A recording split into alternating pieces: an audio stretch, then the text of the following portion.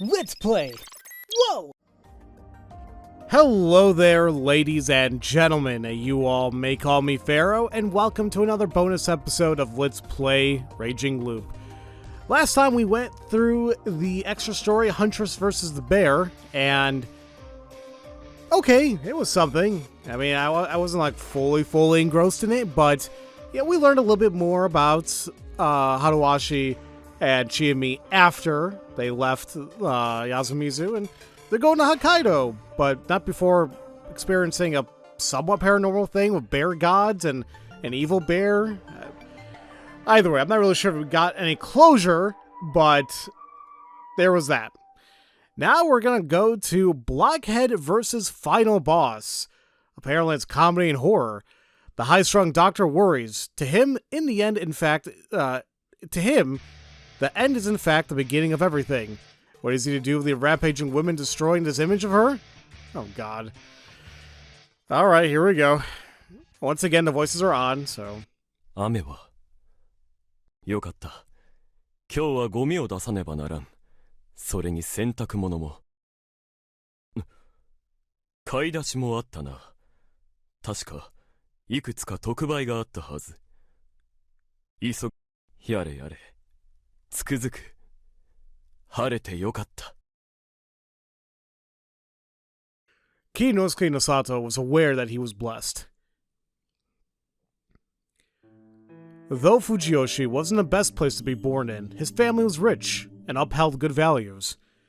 Unlike his wise, talented brother, he was a normal person, but he was given all he needed and then some.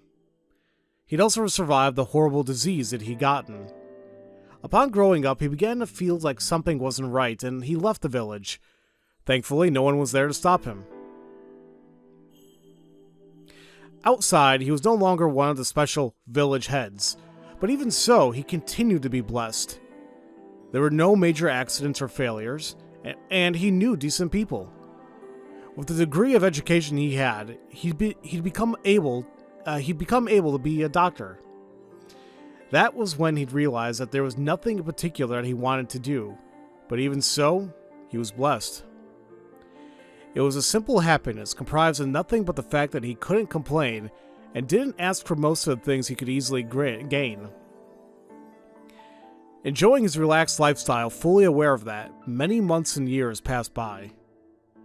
Then in March, his family called him. Crap, did they say many years passed by? Wow, yeah, many months and years passed by. Oh, okay then. They told him to stop wasting time playing around and come work at the village clinic. Oh no, they're talking about like before. Like this is like all before the events of the game. I got confused there. That was the first moment of actual discomfort he'd experienced. Naturally, he expected to be told something like this. He didn't want to return to the village, for he understood that he couldn't act the way that he wanted to back there. In that village, village heads were supposed to command authority. It was right for them to be superior to the common folk and look down on Yasumizu. Thus, he acted exactly in that manner and was mocked because of it, earning the unwelcome moniker of the Nosato Blockhead. Looking foolish wasn't a matter of being right. The problem was that he couldn't display talent worthy of his position. That was why he didn't want to be dragged into all this. This was the reason why he'd left after all. The truth was that there was ulterior motives behind it. The ones who ordered it were the Miguruma.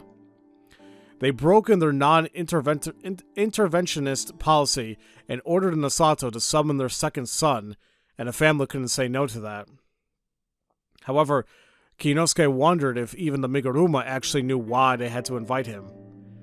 After all, not even he could really believe that he'd been saved from a supernatural conspiracy which had nearly killed him. まあ、そんなことでもなければ、信じられないことだらけではあるがね。For example, the fact that the snake's family abandoned their absolute power over the village, lost many of their people to a strange disease, and scattered completely.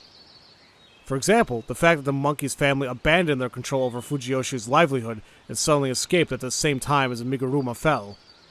For example, the fact that the dissolution of the two most powerful families meant that his family, the Crow, would control the village now. And a final example? The fact that the descendant of the spider, who controlled everything from the shadows, was in this old house. It was no time to grow complacent. The situation had been completely unlike what he had imagined. It wasn't a happy ending. At least for her. He wasn't warped enough to enjoy being with an unhappy girl. And he shouldn't be. Rikako Uematsu was lying in her bed on her stomach. Her limbs were completely spread out. The sleeping clothes she wore were as erotic as underwear. The actual clothes he'd bashfully bought her had been torn apart and left in a corner of the room. He then asked for Chimi Sarazawa's help, but she'd only bought lewd clothes. She thought it was a bit of bullying, but upon seeing them, Rikako turned bright red, shifted uncomfortably, then agreed to wear them, for some reason. She might have realized that wearing them made it hard for Kiyonosuke to look at her. By the way, she was awake right now. Her posture was actually more normal when she slept. はしたないですよ、リカコさん。うるさい。うんこ。I'm very curious exactly what she said there, but okay. おやめなさい、そういうのは。Instead of replying, Rikako tried to roll and face upwards, but instead, she just fell out of bed. A crash. 痛くないですか？見ましょうか。黙らっしゃい。ボケナス、耳クソ、ゴミ虫、水ダコ、花もぐら、銅金ブイブイ、三つ指怠け者。やってましたね、昨日、教育チャンネルで。Ever since they'd moved here, Rikako hadn't left at all, and she just spent the entire day in her room. All she did was eat, sleep, and watch TV, and that was true good-for-nothing behavior. She particularly liked animal and learning shows for children. For whatever reason, she even watched the reruns at noon. Kiyonosuke brought her food from a nearby dining hall, and she ate it without even using chopsticks. He tried making sandwiches for her, but she didn't touch them at all. Rikako Uematsu was impossibly sulky. いい天気ですよ。たまには外を歩きませんか？いつもの着物もクリーニングしてあります。芹沢のアホが買ってきたメイド服とかは着ないでいいですから。そのポーズは何なんですか？侮辱的な挑発。おやめなさい。その状態で手足をうごうごと動かすのは。素早く。おやめなさい。虫っぽいから。Her current behavior was completely unlike the refined and beautiful Rikako Uematsu he knew. In fact, this creature didn't even resemble a woman. そのやはり彼と久石君と会いたいのですか？は？見当違いの甚だしい。私はただ敗者としての本分を全うしようとしているだけです。敗者としての本文。 This was the first proper conversation in a while, but he found it more confusing than gratifying. 野里様にはわからない。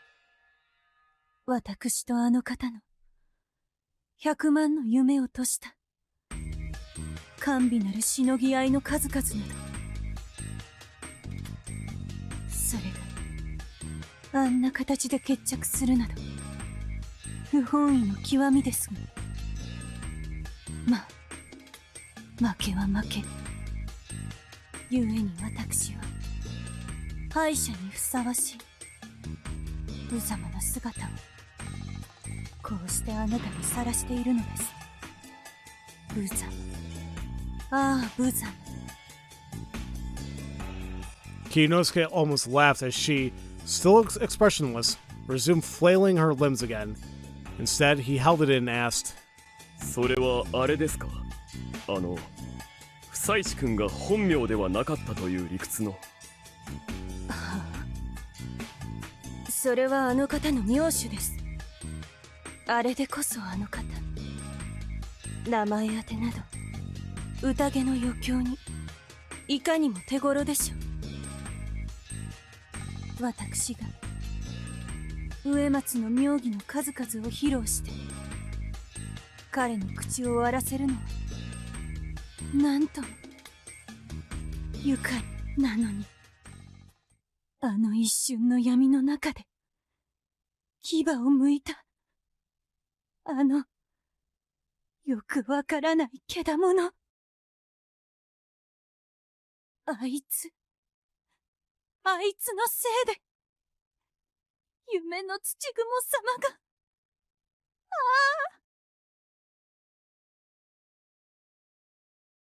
Rikako moved around in an unnerving manner and started crying again.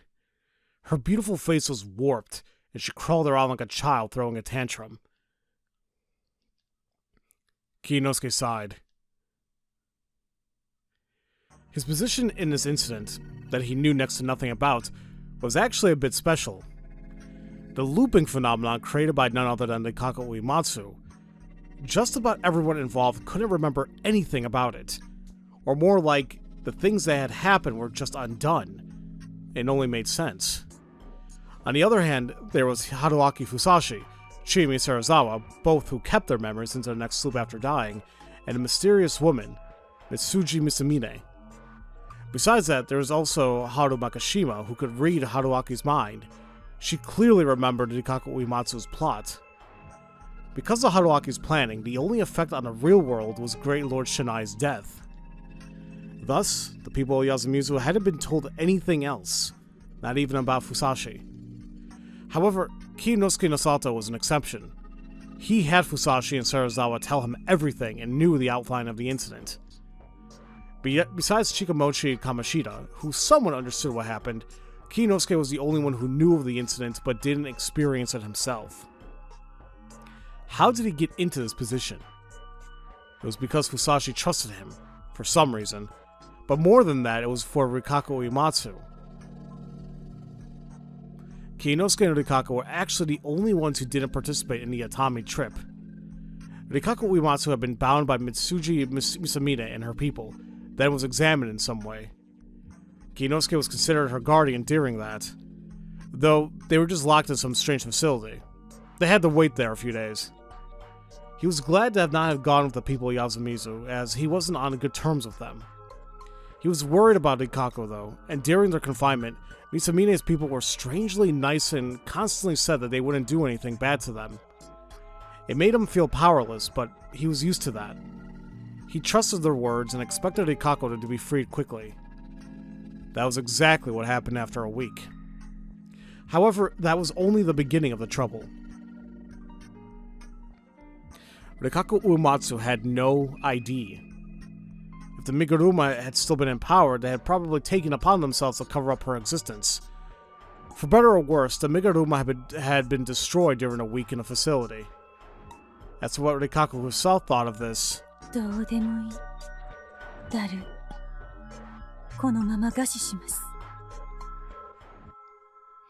Needless to say, it wasn't much help. They had no choice but to spend 3 days in a hotel, with her in a different room, of course. One day, Chiemi came to visit. She'd been the one who told Kiyonosuke of the incident while he was running to Rikako. 私がこんな気を回すのは筋違いだと思うけど、野里さんも困ってると思うから手伝いに来ました。リカコさん、もう安全ってなったみたいですけど、これからどうするんです？ As it turns out, Misamine had told her the situation, so she understood most of it. Kiyonosuke went and asked her to tell him about the incident again. It was just that absurd of a story. Then she asked him about what he'd do with Rikako. He replied that he'd take care of her until she recovered from her state of lethargy. 野里さん、紳士だったんですね。すみません。なんかいろいろ失礼なことを思ってて。That apology itself was rather insulting, but Kiyonosuke didn't find it enraging. Chiemi then asked to meet up with Rikako. Kiyonosuke wasn't sure about it, but Rikako insisted to have a one-on-one with her, so he ended up staying outside as they faced each other. お久しぶりです。芹沢様。愚かな負け犬を笑いにお越しですか？やーいやーい、負け犬、フラレグモ、いじけ知女。いつかはよくも言いたい放題言ってくれましたね。誰が小便娘で売れ残りか。あなただってむっつりとかなんとか好き放題言ったでしょうに。喧嘩売ってきたのはそっちでしょ。てかくっさ、リカコさんくさい。どんだけお風呂入ってないんですか。うるさい。私の勝手でしょ。くらえ悪臭攻撃。バッサバッサ。うぎゃー、なんじゃこいつ。なんか一周して面白くなってきたけど、さすがに女として終わりすぎだって。しょうがない。いろいろあったけど、なんだかんだ他人だとは思えないから手助けしますよ。いらない。帰って。あれ？負け犬に選択権があると思って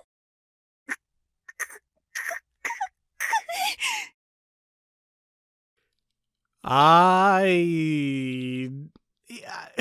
you know what? It is funny to see this interaction. I mean, granted, Rikako has done some awful things in the background of this whole game, right? But now to the fact that she's been like, she lost her powers and she's just kind of like a whatever person now. The fact that I can imagine her smelling really bad and just using her stench as an attack is quite an image, to say the least. After the exchange, which could easily be heard from behind the door, Serizawa spent the whole day buying lots of stuff for Rikako, most of which Kiyonosuke couldn't comprehend. Serizawa said her goodbye after demanding Kiyonosuke pay an absurd sum for the items. まあ、何か困ったことがあったらいつでも懲らしめに来るんで言ってください。He was at a complete loss for words, but since Rikako had become a bit more cooperative, he really couldn't complain about this. Though, she did seem a lot more sulky. That day, the man calling himself Fusashi sent Kiyonosuke an email, even though he didn't recall ever giving him his address, which contained some additional information. I'm mailing to tell you some things I couldn't tell you when playing God. The courteous email continued the incident from his perspective. There were mentions of the records left behind in Asato's Yasumizu mansion and the Eye of the Meguruma, the surveillance control system. He had no reason to doubt anything anymore. They continued to exchange a few emails, but none of them mentioned Rikako. That was when he was called back to Fujiyoshi. With his brother as the current head of the family and mayor of the village, they were so busy that they summoned the supposedly subpar Kiyonosuke. After asking the concierge to look out for Rikako, he returned to Kamafujiyoshi and met with his brother. He learned a few things. The Nosato were aware that something had been happening behind the scenes and it led to the Meguruma collapsing. Some of the people, especially his brother, actually felt the change happening in the village. There was a psychological, or perhaps religious, change. As a central figure in the Shinai faith, he could feel that this even if he didn't even want to. But even so, he had no way to know that it was all Uematsu's fault, and that she needed to be taken away from the village. Kiyonosuke explained it to him with as much detail as he could. Though her ambitions had been crushed and she was harmless now, returning her to Yasumizu was difficult. However, she had special powers, so it was best to avoid trying to harm her or rousing her grudge. Basically, she needed to be kept away from the village, and that he would take it upon himself to do it. His brother instantly said that it was only because he had feelings for her. However, with all the information Serizawa and Fusashi had given him, Kiyonosuke had no reason to falter. On the same day, he brought his brother to Yasumizu's Nosato mansion and unsealed a certain piece of evidence. Using that as proof, he explained to him that, during the last mist, there was supposed to be a fearsome massacre event, and that some outsider who somehow knew about it stopped it. It was quite hard to believe. But Kiyonosuke explained it with more intellect, sincerity, and passion than ever. When it came to Rikako Uematsu, Kiyonosuke told his brother that her exploitation at the hands of her family and the Meguruma had made her plot to destroy them. To Kiyonosuke, that didn't seem like a lie. Even if she had been working to fulfill the ultimate desire of her ancestors, it was those around her who pushed her over the edge. That was just how terrible her circumstances were, and his brother had to have known that even better than Kiyonosuke. In the end, he gained his brother's trust. Though most of it was due to the documents left by the forefathers and physical proof such as the camera.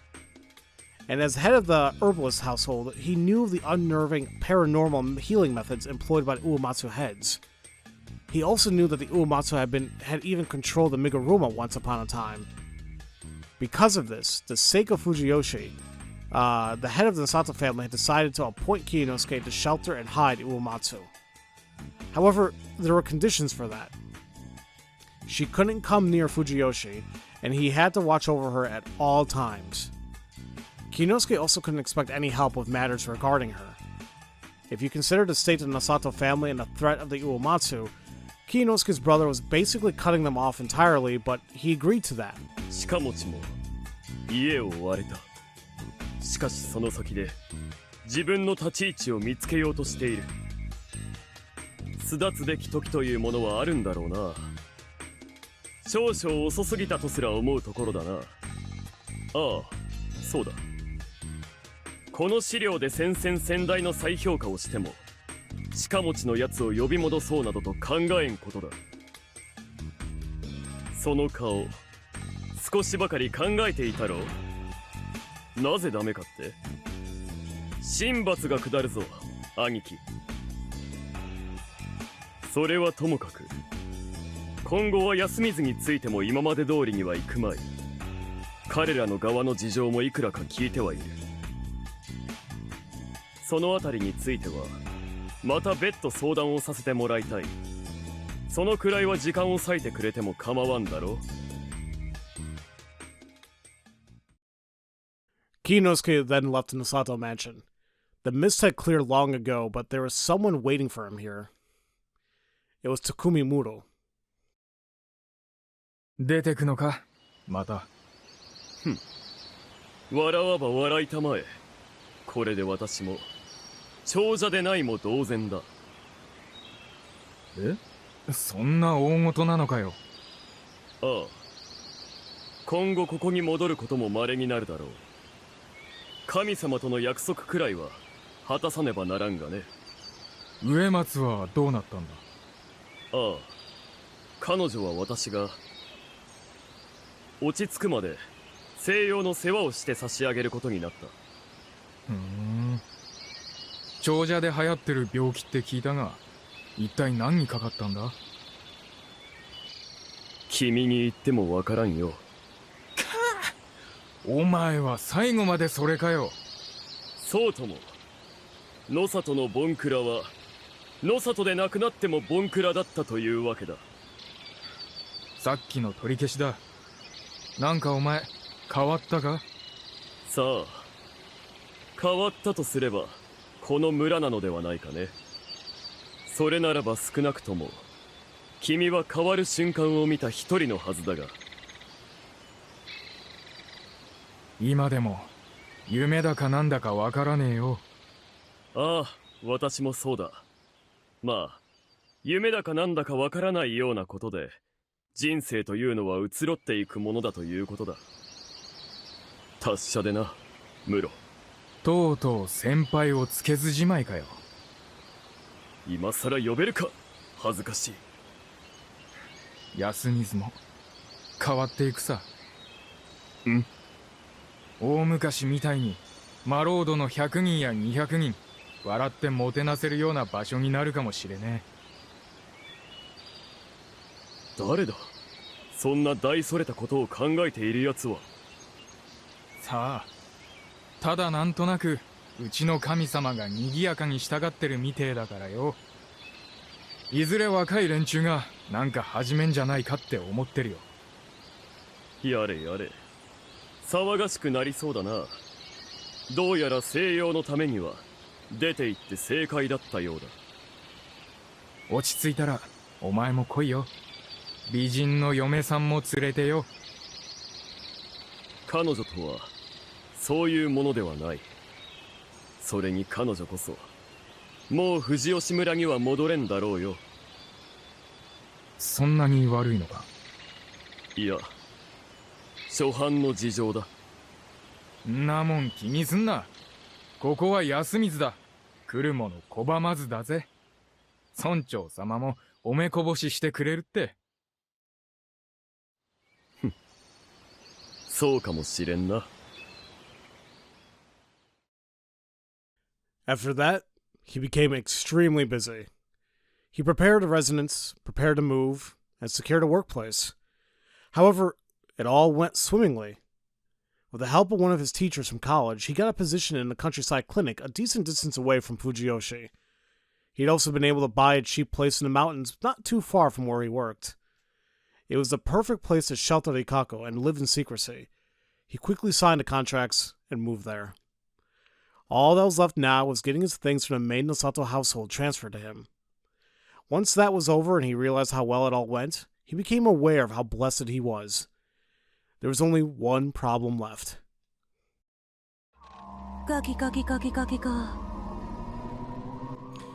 It was Rikako Uematsu who was menacing him with a strange sound. What was he to do here? He had no idea. She'd become a monster too much even for him to handle, and he loved her. The fact that she didn't go wild or try to run away implied that she was okay with these conditions, but that was far as it went.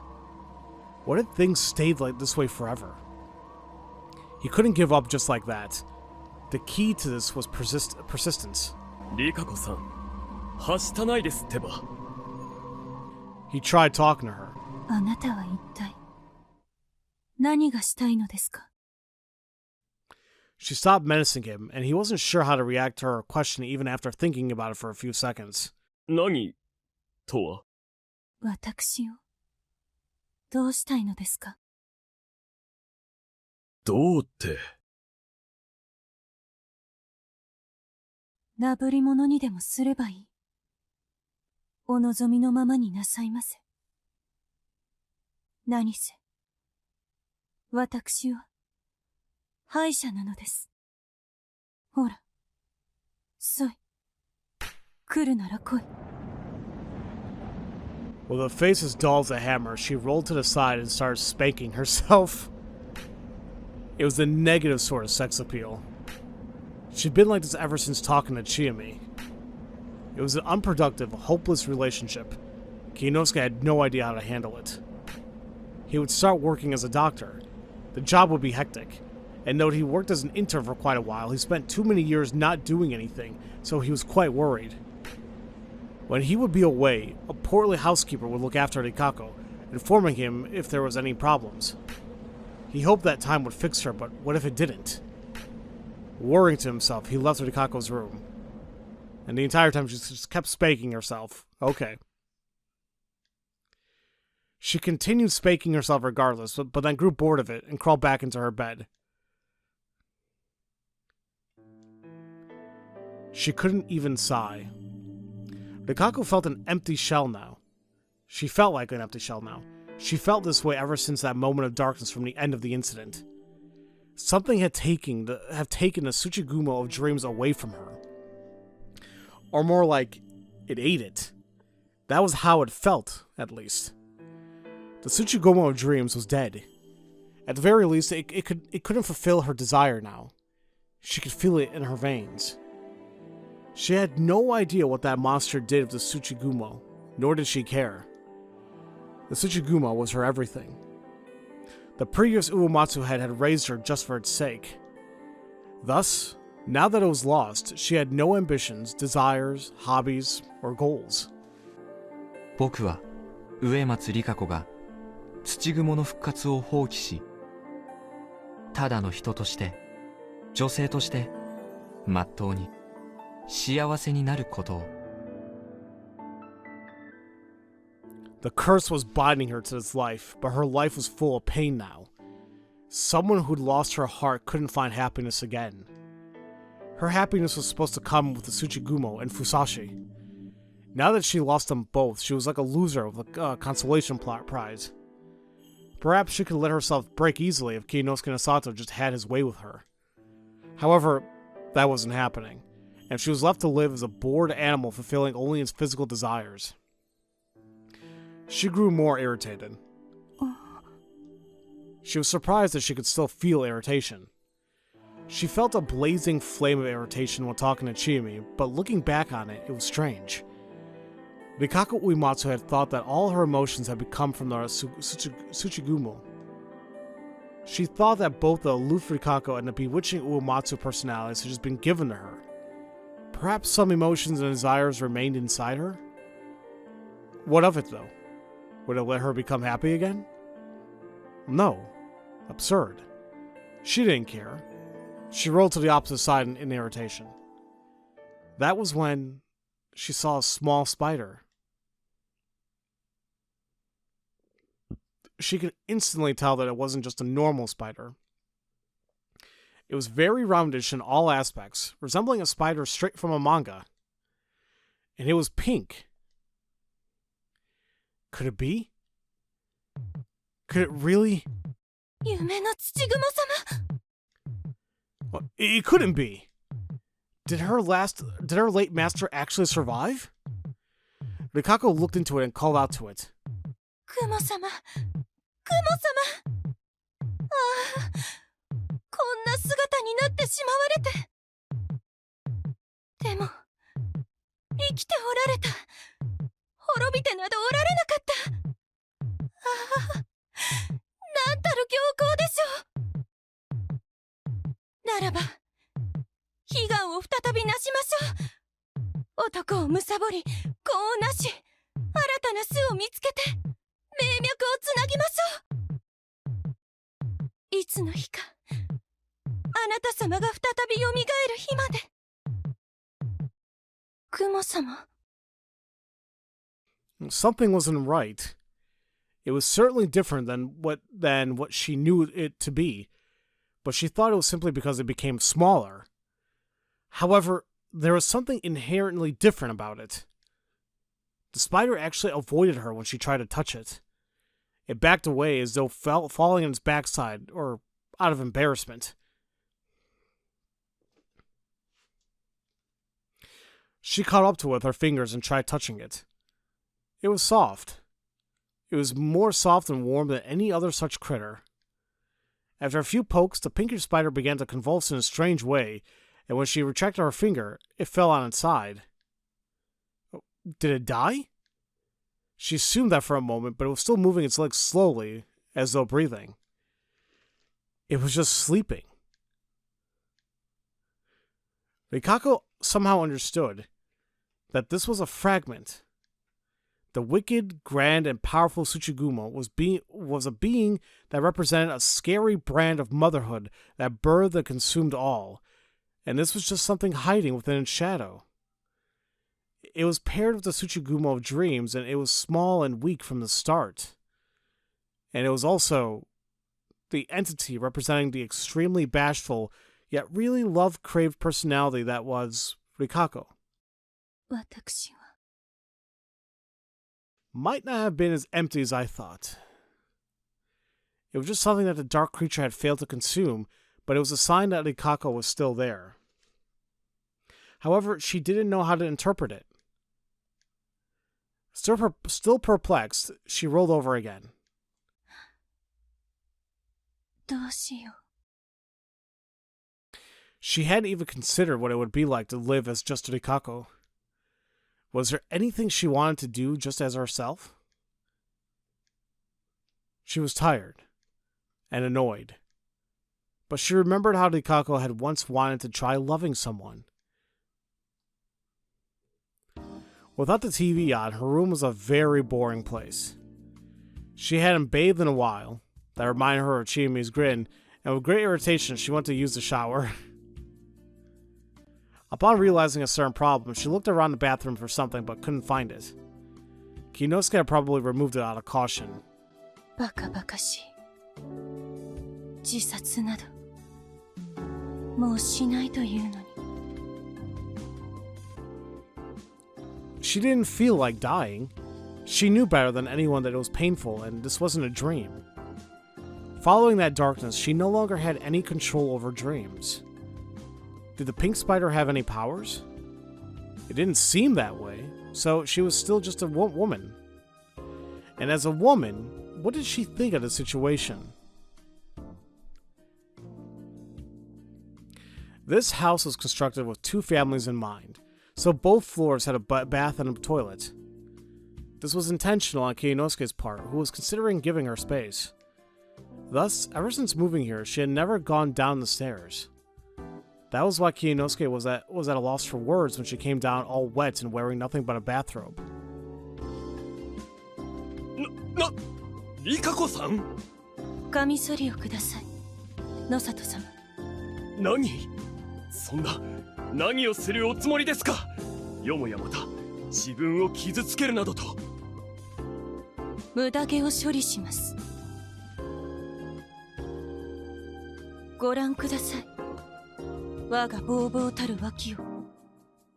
ちなみに私はいつも明日も。うわー！なんてことをおっしゃるのか！何ですか、騒がしい。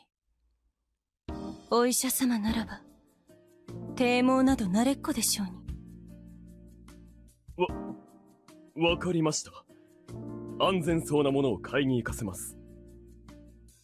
行かせる？ええ、まあ私にはそういうのはちょっとわからないから紹介したでしょう。明日はあの家政婦さんが来る。彼女に買いに行かせますから。野里様が買いに行くのです。は？ついでに植松家では月の者が来るときは特別な小屋で物意味をしていましたが、こちらではどうしますか？それはそれなりの用具がドラッグストア等で市販されているかと。テレビで宣伝しているあれですね。そろそろ入り用ですので、そちらもお買い与えください。それこそ彼女に頼んで。と言いますか、あの家政婦様にはお暇をお出しください。どういうことです？気に食わない点でも。しばらくは他人と接したくありません。それくらいなら自分で身の回りの世話くらい済ませます。面倒だけど。しかしYasumizuではずっとそうしてきた。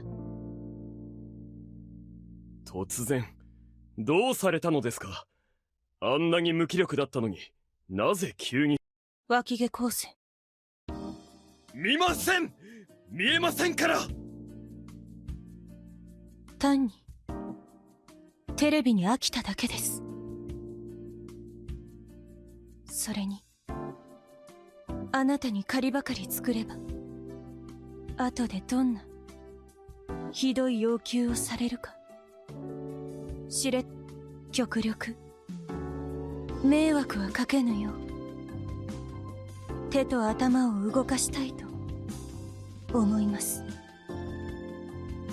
いい兆候ですな。なるほど。しかし私はもう少し様子を見るべきかと。逃げたり死んだりもいたしません。何かのために苦しむ甲斐も今はありませんので。そんなわけで家政婦は不要です。私を家から出したくなければ野里様が買いに行ってください。あなたはどうであれ私を悩ませるようですな。嫌いになりましたか？では仕方ない。どこぞでまたネヤのはしためを務めここをしのぎましょう。行ってきますから待ってなさい。After saying that with a flushed face, Kiyonosuke left the living room without even looking into her eyes.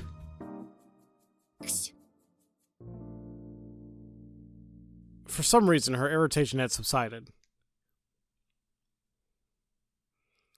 You know, I gotta say, too, like, how she said that the Uematsu family had a special house to go to when they had their, as she liked to call it, their monthlies.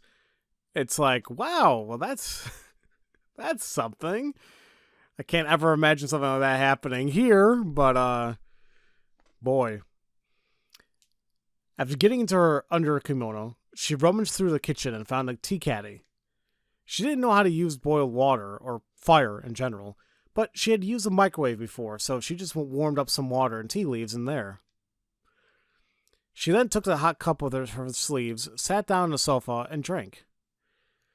It was too hot, too fragrant, and the leaves were bitter, but she still found it delicious. If their sensations weren't stimulated, people's minds and bodies would atrophy. やはり違う。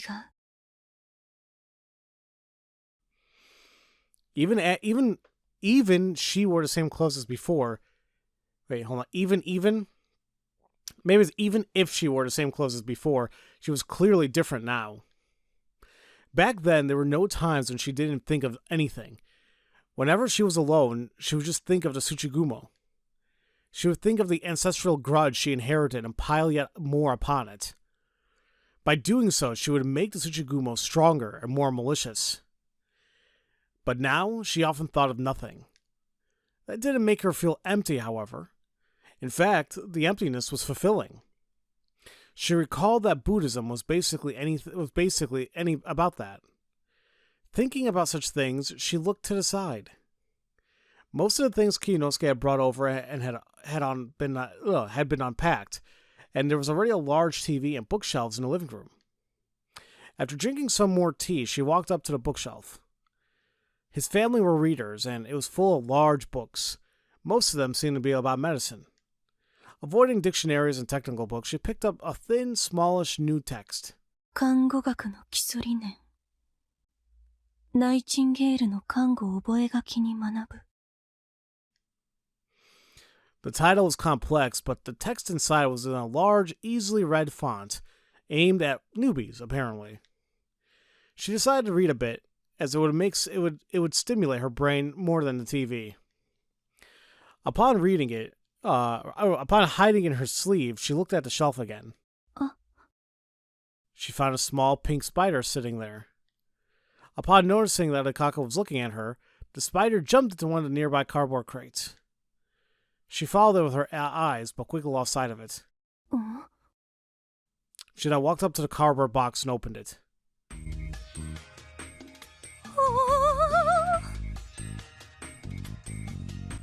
Forbidden Wife 4, The Afternoon Grail, The Secret Class, The Music of Sweet Moans, The Lustful Hospital, A Prescription of Love and Immortality. What the immorality?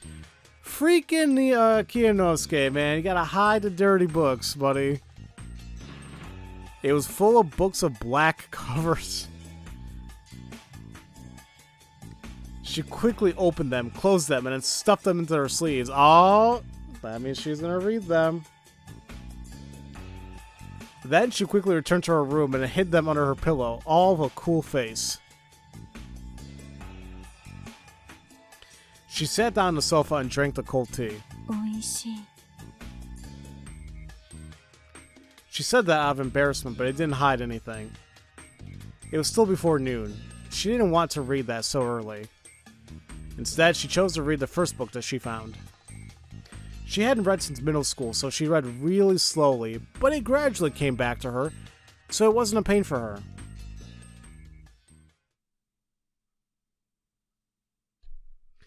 Even after a whole hour, she wasn't done with half the book, and Kiyonosuke wasn't back yet. She was either hesitant to buy what she wanted, or was irritated with her and wasting time to cool off. Rikako seemed to be a worse person than she herself realized. She'd only made it through all the hardships in her life with a stoic expression, not because she was unnaturally calm, but because she had a clear goal. Would Kiyonosuke grow tired of her if she continued using him like that and pushing him around? Would she feel refreshed when that happened?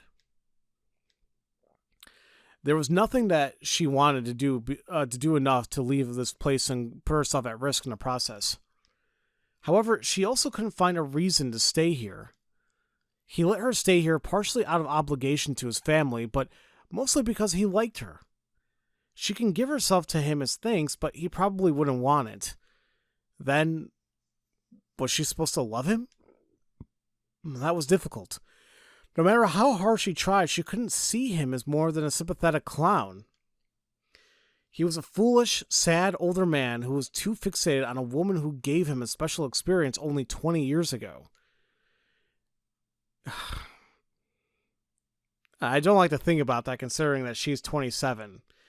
I mean, I really hate delving into the idea around that, and the game kind of like skimmed it a little bit. It just, ugh.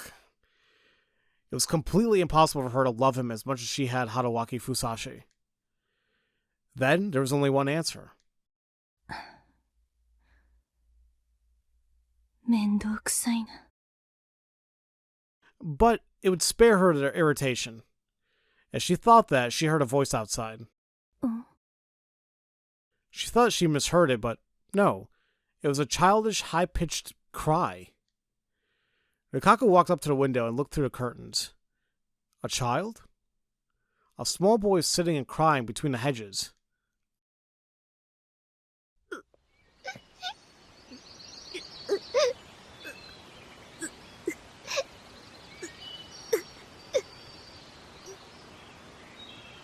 She went to the garden, but even though it was still in the house's territory, she still had to gather her wit. The garden was large, but poorly looked after. It was completely overgrown, almost like a forest. Had this house been unoccupied for that long? But, well, didn't Kiyonosuke say the weather was good? The sky she could see through the spaces in the leaves was all cloudy. Anyway, the boy. He looked 7 or 8 and was a lot bigger than Miko. His clothes looked really bad. His shirt was loose and threadbare. But if you ignored that, his face was well structured, making him look quite intelligent. かわいい。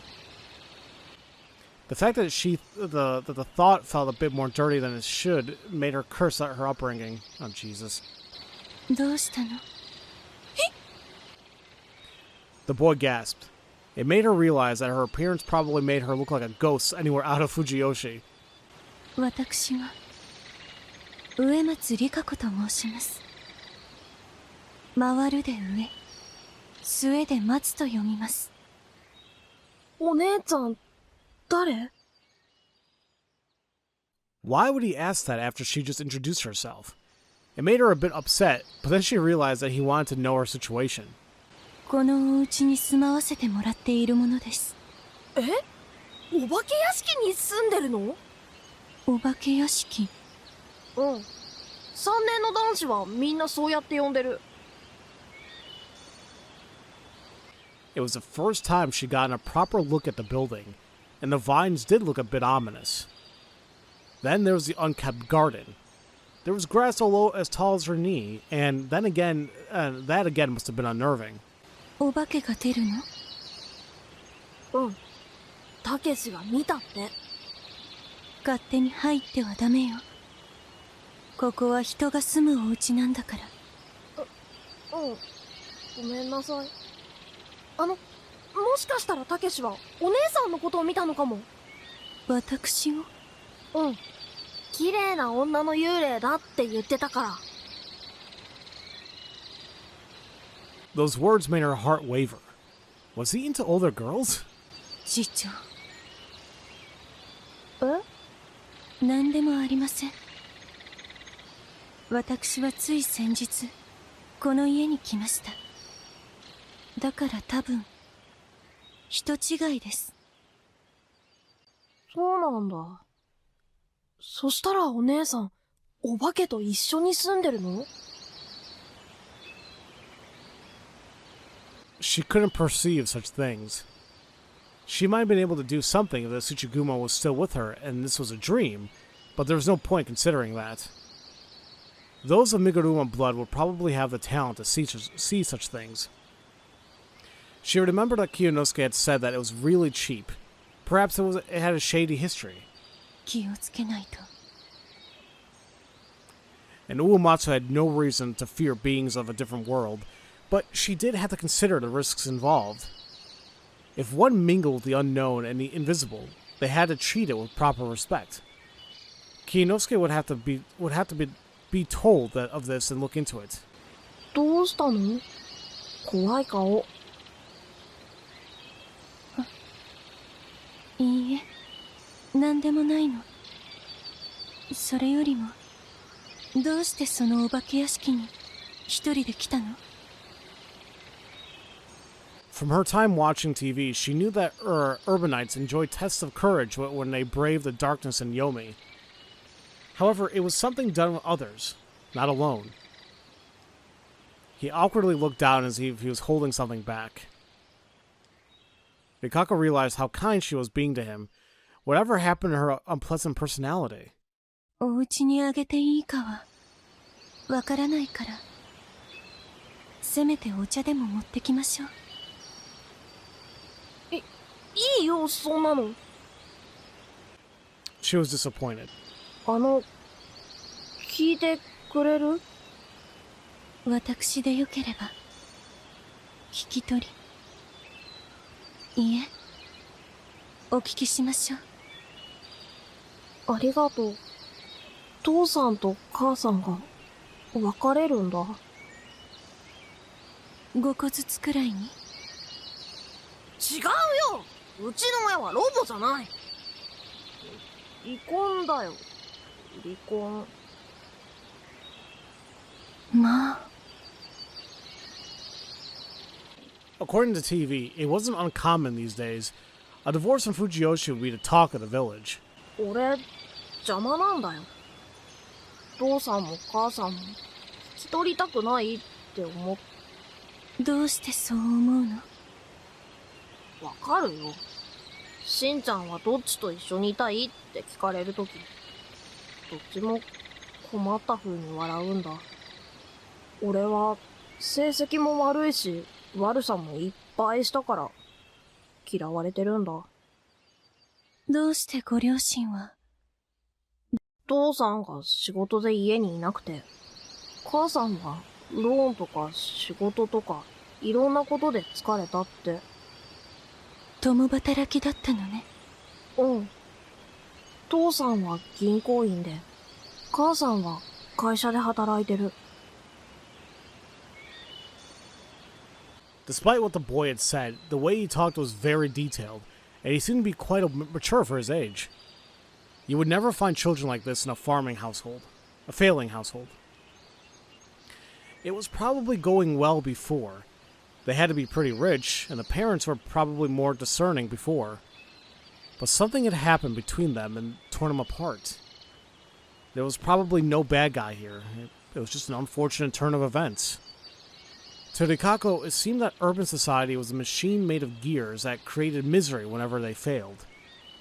And since she'd been involved in many marriages and births, she knew a lot about this, even though she had no first-hand experience. お父様とお母様はあなたから見てもう仲直りはできないと思う？うん。俺がいないところでは二人ともほとんど口を聞かないし、ずっとお金のことで揉めてるから。 That seemed difficult. あなたはどうしたいの？選べないよ。And no one can blame him for that. それでここに来たのね。うん。選べないって叫んでここへ来て、それでお化けに殺されたらもう父さんと母さんは俺のことで悩まなくていいから。He felt that trapped? Though he was probably right in assuming that they would get a divorce and that he would have to choose. In fact, that might have been best for their relationship. There were many examples where parents continued to be parents even after divorce, and many examples where the ex-spouses managed to be on good terms again. However, she didn't want to console him with such optimistic thoughts. Life was oftentimes unreasonable and thoroughly filled with despair. It wasn't unlikely that this divorce could lead to the end of this child's future. Rikako didn't know what to say to him. Would he calm down if she hugged him and told him that she was there for him? Who knew? But this Uematsu-like solution was the path that she didn't want to take. As the boy resumed crying, Rikako looked around. Her eyes became fixated on a red thread coming off his shirt. For no real reason, she reached out to pull it free. When she touched it... どうしたの？あなたのお母様は少し前に大きな手術をなさったかしら。え？どうしてわかったの？ She then touched another thread that she noticed. お父様は命令でどこか遠くに行くことになっていた。うん。それも当たりだよ。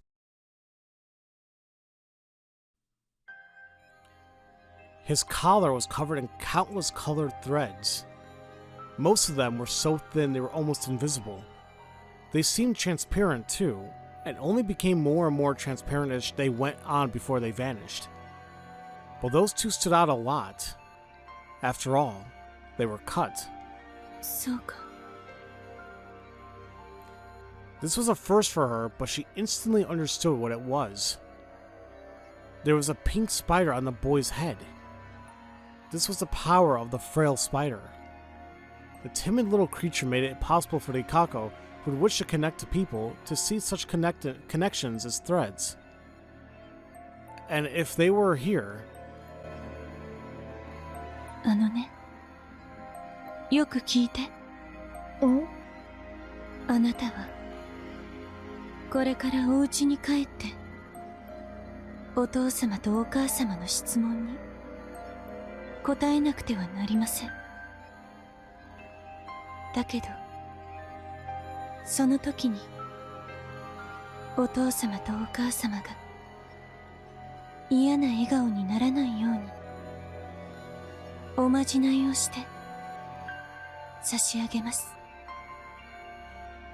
だからあなたはよく考えてあなたの後悔をしない選択をしてください。あなたがどちらといたいか、どちらがあなたを必要としているか、どちらが望む未来につながるか、今度は逃げずに決めるのです。わかりましたか？ She said such complicated words without hesitation or restraint. He seemed to sense her honesty, and nodded slowly but surely. 良いでしょう。 She never expected to sing the song herself. 嬉しまら瞳へ来たり Rikako's fingers took one of the cut threads. 嬉しまらひとまとい線 Her other hand searched through an empty space, creating a cut thread of the same red color. くくれやひとひにひ一人きりだった Threads could be bound. Rikako quickly connected the two threads of a knot. もう一晩特別ご奉仕です。嬉しまら瞳へ来たり嬉しまらひとまとい線くくれやひとひにひ一人きりだった That was a long-lost song. Back in that land, guests had once been treated and welcomed as gods, and this was an ancient marriage song used in a time when one-night trysts were common. It went on to be taken away, warped into something sinister, and come back as a saddening collar for those under Shinai. She could vaguely remember it as a memory of her Tsuchigumu. That was probably why the strand of divinity took on such a shape in her. つながった。 She confirmed that she relinked the severed bonds between the boy's father and mother. However, she wouldn't say that. おまじないはおしまいです。辛いことがあっても強く生きて。この浮世は強いものに対しては下手に出るものですから。うん。なんだか少しだけ元気になったよ。ありがとう、お姉ちゃん。俺、家に戻るね。ええ。元気で。The boy ran toward a gap in the hedge, then vanished. No, he fell. She ran up to there and found an unused well hidden by the grass. Its sides were low enough for someone to fall in. 大丈夫? She could hear sounds of water, screams, and ragged breaths from down below. どうすれば。リカコさん。 That was when Kiyonosuke and Sato had appeared nearby. ここにおられたのですか。外に出られるのはいいが、しかしちょっと今日は無理をしすぎでは。助けて。え。助けなさい。フルイドに子供が縄か何かを使って早くして。このノロマー。 The change of situation was sudden, but Kiyonosuke quickly took care of it. He used the packing tape from when he moved in as a makeshift rope and quickly lowered himself in. Rikako pulled up when he gave a sign and helped Kiyonosuke save the boy. He successfully made it out, but the boy's body had already gone limp. It had taken a while to prepare the rope. He drowned during this time. Rikako felt herself become more irritated with Kiyonosuke. She almost began cursing him, but she restrained herself. She had to. Kiyonosuke had to focus on trying to save this boy's life. 聞こえるか、しっかりしろ。 While occasionally calling out, he performed CPR on the boy. He was a true doctor right now, and his whole being was invested in saving this dying boy. しっかりしろ。どうして。 Why? Rikako had wondered that herself. Why did such an unreasonable tragedy have to happen? Why did she have to feel such sadness? Was it because there was no God here? Did God just not exist and the people had to fend for themselves alone against this cold world? どうしてだ。これではまるで。これがたった今心肺停止した患者とはとても思えないぞ。Huh? Before Rikako could voice that, お姉ちゃん。 she heard a voice behind her. There was a childlike presence there. He was all smiles, and right next to him there were the presences of two people. Though invisible, they were bits of warped space, or distortions in reality. She could also sense that the boy was accompanying them. 思い出したんだ。この家に住んでたのは俺だった。あの日、俺は泣いて木の間から外に抜けようとしてそれで父さんと母さんも悲しんで死んじゃったんだ。それじゃ。母さん美人だよ。もうだいぶ前だからこんな感じになっちゃったけど。たけしのやつひどいよね。元友達ん家に肝試しに入んなよな。でも、ありがとう。お姉ちゃんが糸をつないでくれたおかげで、俺は父さんと母さんを引っ張って連れて行ける。じゃあね。落ちなかれ。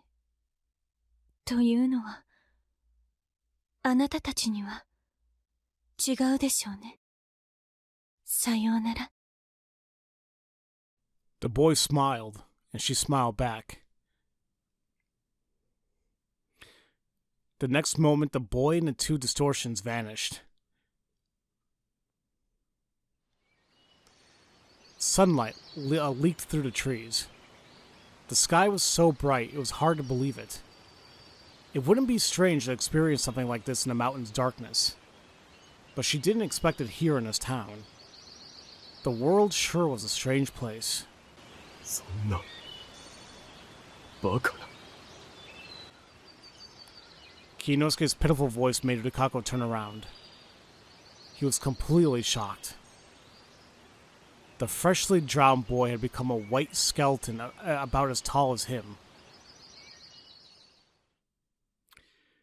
The appearance of human bones had turned into this into a matter for the police. They'd already known about what happened here. The married couple committed suicide, while their child had vanished without a trace. This house was quite a paranormal hotspot. The strangest thing about this was the fact that they had records of searching for the child in a well. The police were confused and expressed their sympathies for the couple that had unknowingly moved into a ghost house. Rikako replied, それは大丈夫です。もうきっと成仏なさっていることでしょう。あと、私はこのボンクラとは夫婦ではありません。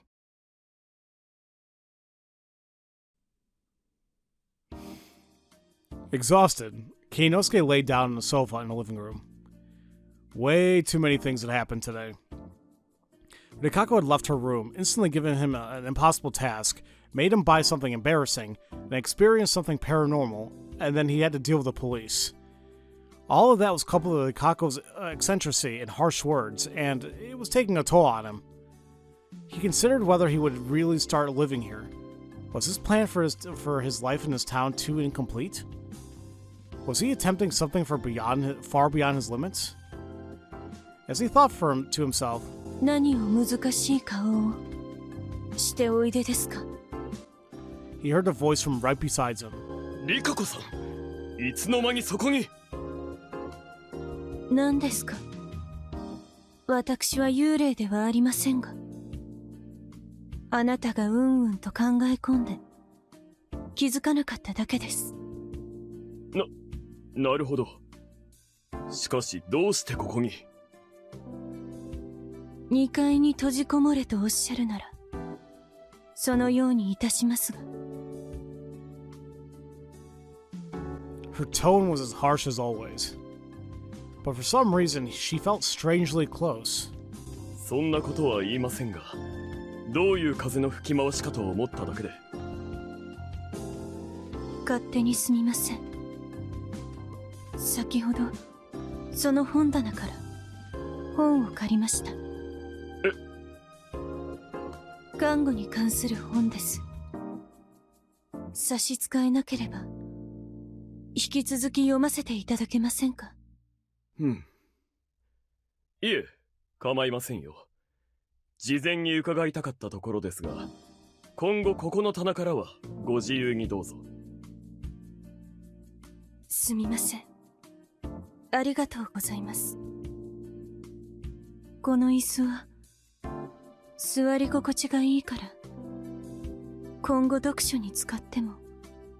それはもちろん。何をしょんぼりとされているのですか？その貧相な表情を見ているとイライラするのです。She was in a bad mood again. Kiyonosuke sighed. さっきは一瞬かっこいいと思わなくもなかったの。あなた様と来たら。何でもありません。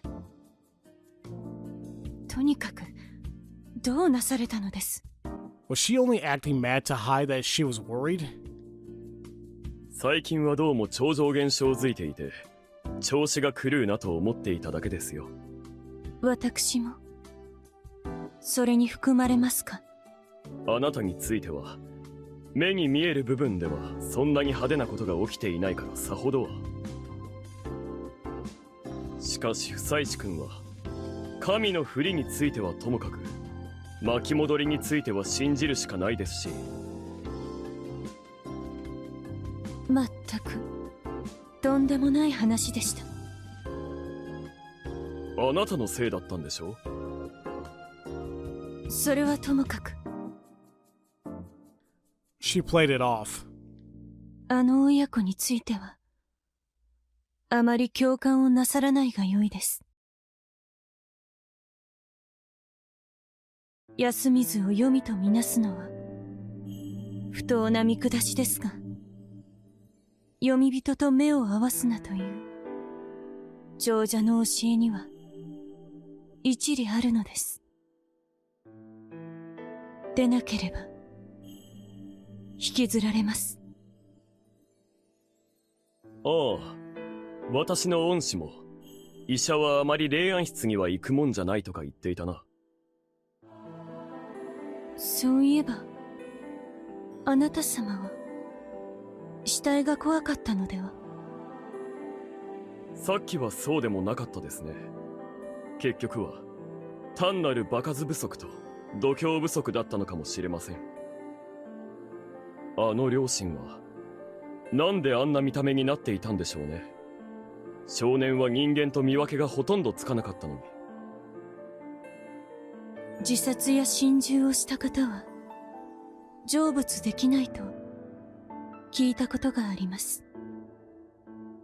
よくあの子ご両親を黄泉へと無事に連れて行ってくれることを願うばかりです。そちらでうまくやってくれると良いですね。Rikako looked down and fell silent. Kiyonosuke couldn't really understand what she was expressing. ところでここが良くない家だということは知らされないのが妙です。お家屋さんに掛け合って苦情をお伝えになってはいかがですか？お家賃がもっと安くなるかも。おお、なるほど。家政婦様にはお暇は出されましたか？ええ、移動中に電話でキャンセルの連絡をしましたよ。わかりました。料理の本はお持ちですか？ Confused by the constant changes in subject, Kiyonosuke spoke. 病院食やらの本はあったはずですが、一体どうしたんです？居候のみ宿代になるとも思えませんが、料理くらいはできるようになりたいと思います。え？掃除洗濯はこれでも得意です。あとは勉強でもして何か資格でも取ろうと思います。それであなた様のご恩には報いたいと思っております。そういうことで私をここに置いていただけますか？野里清之助様。そりゃ私としては願ってもない。いや、本当にいいんですか？勘違いはしないでください。Rikako brought her face, long eyelashes and red eyes, closer to him, and Kiyonosuke almost stopped breathing. どうやら私は清之助様限定でひどく底意地の悪い人間になるようで、あなた様が大層嫌いなのかもしれません。しかしああなた様は少しは尊敬に足るお方と見受けましたので、ご迷惑をかけぬよう私も努力をする次第。決して心を許したわけではございませんゆえ、ご承知くださいませ。 Rikako spoke a lot, and unusually quickly, too. At a loss for breath, she panted a bit, then she looked away from him. After seeing that gesture, Kiyonosuke, who had feelings for her, instantly forgot his troubles with her, and just smiled. 分かっていますよ、リカコさん。これからよろしくお願いします。せいぜいご注意なさいませ。あなた様への嫌がらせで食事に虫でも入れるかもしれません。楽しみですよ、リカコさんの手料理。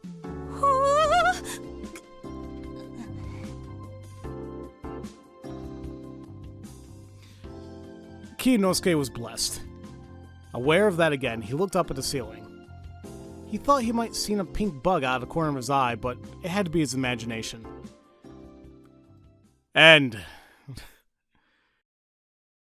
ところでリカコさん、本を持って行ったのは本当にあの棚からだけですよね。もちろんです。何を疑うのですか？ Well, frankly, dude, I mean, if you're gonna keep porno around, you should have been a little bit more discreet. Just saying. Anyway, that was a lot longer than the first extra story with Chiyumi and Fusashi. That was like a good half hour longer. So, I mean, it was a nice epilogue, though. I mean, it was kind of good to actually see how Rikako may have changed a little bit. Like, her being like the ultimate antagonist in a sense, aside from the Amiguruma, but like, you know, being the mastermind behind this situation. And it's like she's trying to live a normal life in a sense.